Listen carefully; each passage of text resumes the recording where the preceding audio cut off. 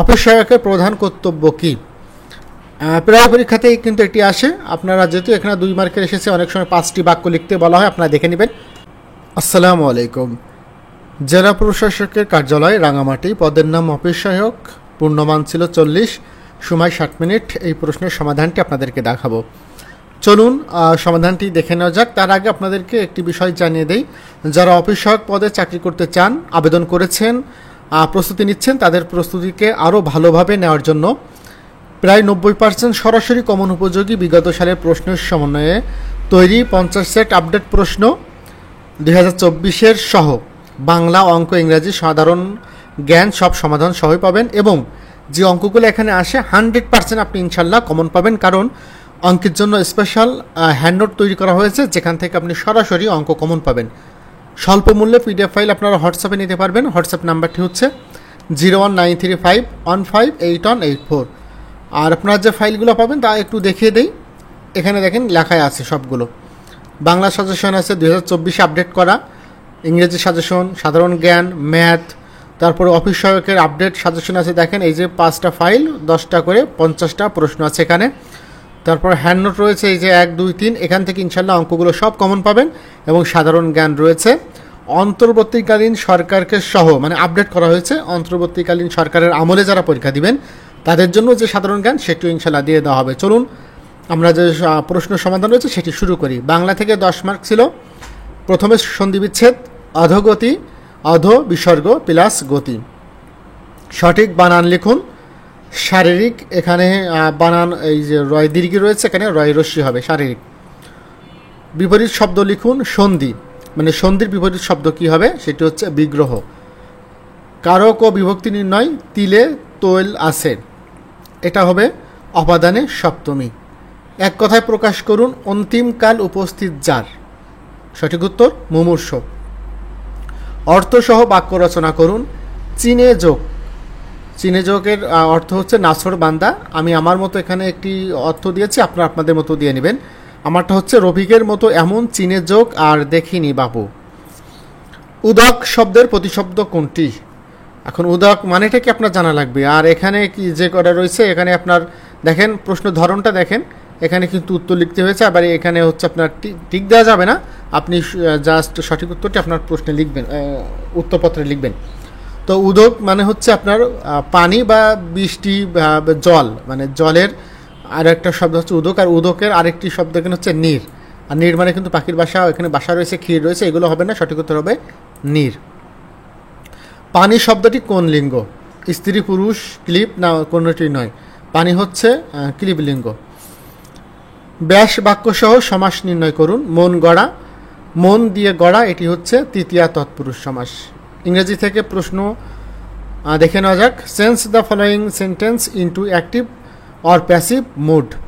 মানে আপনার এখানে যদি অ্যাক্টিভ থাকে প্যাসিভ করতে হবে, প্যাসিভ থাকলে অ্যাক্টিভ করতে হবে। আপনার এখানে রয়েছে অ্যাক্টিভ, একে প্যাসিভ করতে হবে। হু ইজ কলিং মি, সঠিক উত্তরটি বাই হুম। তারপরে ইজ রয়েছে অ্যাম হবে, মি হয়েছে মির জন্য এখানে একটা আই হবে। তারপরে একটা মানে অতিরিক্ত অক্সিলারি ভার্ব নিয়ে আসতে হবে, সেটা হচ্ছে বিং। আর আপনার এই যে কলিংয়ে রয়েছে এখানে এর হবে তৃতীয় রূপ কল্ড। তাহলে উত্তর হবে কি? By whom am I being called. তারপরে ফিল ইন দ্য ব্ল্যাঙ্ক। এখানে প্রথম 2টা রয়েছে। প্রথমটি রয়েছে come on shake a running late, এখানে সঠিক উত্তর হবে লেগ। তারপরে his father is dash L L B, এটি আর্টিকেল থেকে এসেছে, অ্যান হবে। এই যে সংক্ষিপ্ত যে রূপ, একে খুব সহজে আপনারা একটা জিনিস মনে রাখবেন, সেটি হচ্ছে প্রথম যেটি থাকবে সেটি আপনারা বাংলায় উচ্চারণ করে লিখবেন। যদি এল আপনারা লেখেন তাহলে কি হবে? এ আর ল। যদি বাংলা উচ্চারণ করতে লিখতে গেলে প্রথমে এ আসে, তাহলে সেখানে এ আর হবে না, অ্যান হবে। যেহেতু এল লিখতে গিয়ে আমাদের এ আসছে, সেজন্য এখানে উত্তর হবে অ্যান। Translation into English. সকাল থেকে বৃষ্টি হচ্ছে, সঠিক উত্তর হবে it has been raining since morning. তিনি প্রতিদিন সকালে হাঁটেন। He walks in the morning everyday. আপনাদের মতো কিন্তু এভরিডেও আগে নিয়ে আসা যায়, আপনারা এটি দেখে নেবেন। Make a sentence with meaning. Bangla অথবা ইংরেজি এখানে যেহেতু বলিনি, ইংরেজি ওয়ার্ড মিনিংও কিন্তু লিখতে বলে। হ্যাঁ, লুক আফটারের আরেকটি মিনিং কী হবে, তো এখানে বাংলায় লিখেছি লুক আফটার মানে দেখাশোনা করা। এখান থেকে একটা বাক্য রচনা করতে হবে, সেটি অবশ্যই ইংরেজিতে। We should look after our parents, আমাদের বাপ মার দেখাশোনা করা উচিত। অ্যাট হোম এর বাংলা অর্থ হচ্ছে দক্ষ বা খুব ভালো জ্ঞান সম্পন্ন।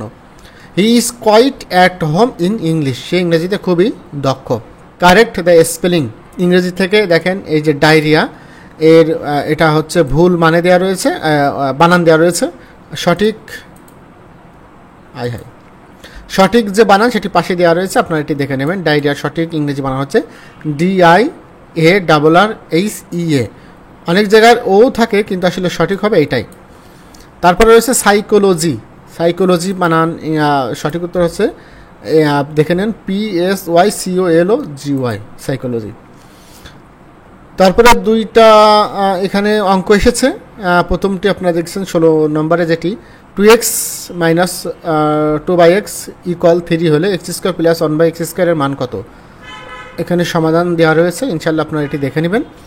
তারপরে একটি গরু 10% ক্ষতিতে বিক্রয় করা হলো, বিক্রয় মূল্য 450 টাকা বেশি হলে 5% লাভ হতো, গরুটির ক্রয় মূল্য নির্ণয় করো।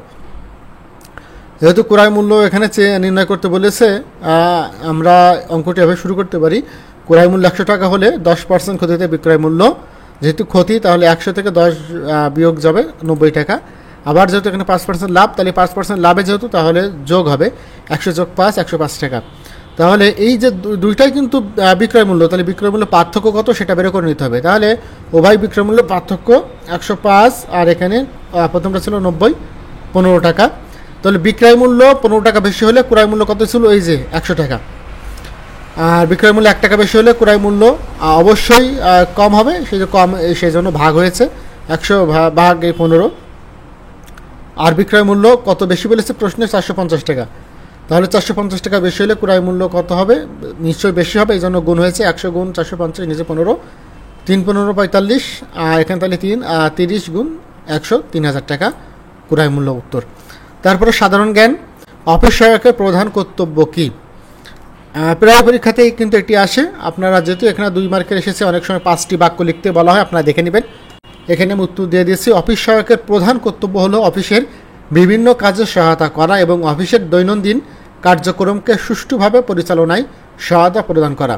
এর মধ্যে রয়েছে ফাইল সংগ্রহ সরবরাহ, বিভিন্ন নথিপত্র সংরক্ষণ, অফিসের তত্ত্বাবধানে সাহায্য করা, ঊর্ধ্বতন কর্মকর্তাদের নির্দেশ পালন এবং বিভিন্ন দাপ্তরিক কাজে সহায়তা করা। পরের প্রশ্ন, বাংলাদেশের জাতীয় পতাকার ডিজাইনারের নাম লিখুন।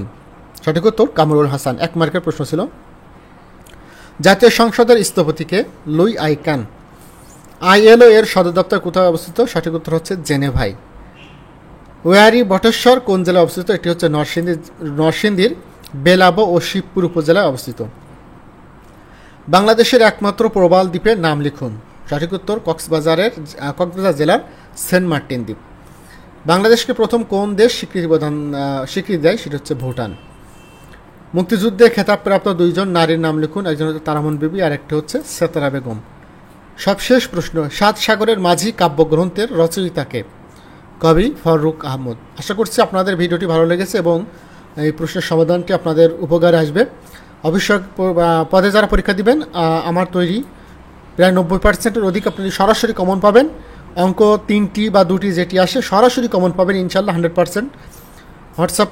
হোয়াটসঅ্যাপে PDF ফাইল নিতে পারবেন সামান্য পেমেন্টে। হোয়াটসঅ্যাপ নাম্বারটি 01935158184। পরবর্তী প্রশ্নের সমাধান নিয়ে আবার আপনাদের সামনে হাজির হব। সে পর্যন্ত ভালো থাকুন। আসসালামু আলাইকুম ওয়া রাহমাতুল্লাহ।